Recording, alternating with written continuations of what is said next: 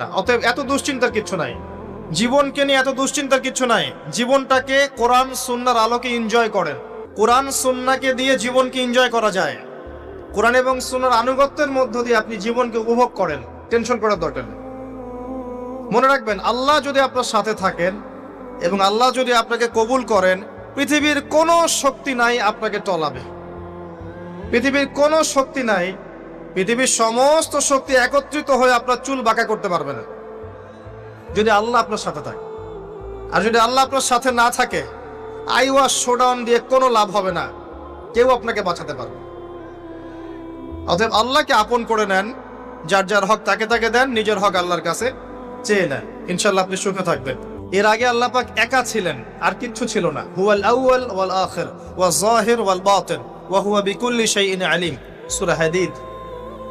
আল্লাহ পাক একা ছিলেন,